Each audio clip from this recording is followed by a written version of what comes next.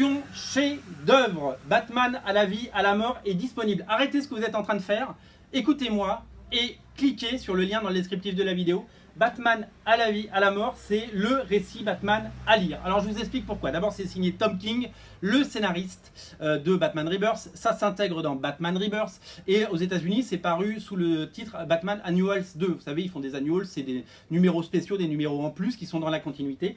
C'est un numéro qui avait surpris tout le monde quand il est sorti en VO. Il était génial. Il était hyper émouvant. Il était d'une richesse folle et c'était vraiment superbe. Les dessinateurs s'appellent Lee Weeks et Michael Lark. Je vous montre un petit peu à quoi ça ressemble. C'est très dark, c'est absolument génial. Et c'est une espèce de... Certains disent que c'est un what if. On pourrait dire que c'est tout simplement... pour moi, c'est dans la continuité de Batman Rebirth. Ça va très loin dans la relation entre Batman et Catwoman, entre Bruce et Selina, à travers les époques, à travers les âges, et à travers, évidemment, leur relation tumultueuse, leur amour, etc. Je l'ai lu en VO quand c'est sorti. J'ai absolument adoré. J'ai versé ma petite larme à la fin. C'est beau, c'est très très beau. Ça nous prouve que Tom King est un grand scénariste et graphiquement c'est absolument époustouflant.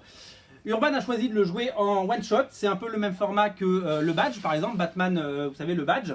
C'est bien parce que du coup ça nous fait une histoire complète à lire et à découvrir et c'est vraiment à lire, vraiment faut le lire, c'est un vrai coup de cœur. Si vous devez lire un seul titre Batman cette année, c'est celui-là, je vous le recommande. Alors pour compléter l'album, ils ont décidé un truc rigolo, c'est qu'à la fin ils ont choisi, toujours par les mêmes auteurs, Tom King et Lee Weeks, de publier le crossover entre Batman et Elmer, vous savez, le personnage des Looney Tunes, et du coup c'est dessiné façon Lee Weeks et scénarisé par Tom King, et du coup ça rajoute un petit peu de fraîcheur à la fin, après cette histoire poignante, et c'est un crossover super qu'on nous a beaucoup demandé parce qu'on ne l'avait pas joué en VO et il est disponible en faire en VF. Donc ça nous fait un bel album. Il y a une continuité graphique avec le dessin de Lee Weeks, avec le scénario de Tom King et cette histoire de Batman à la vie, à la mort. Le Batman Annual 2 est absolument sublime, c'est un chef-d'œuvre. Voilà, je vous invite vraiment à craquer.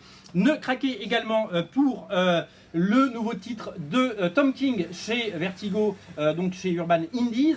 C'est dessiné par Mitch Gerhardt qui a fait plusieurs épisodes de Batman Rebirth, vous le savez déjà. Ça s'appelle Sheriff of Babylon. Je ne l'ai pas encore lu, je ne peux pas vous dire si c'est bon ou pas bon.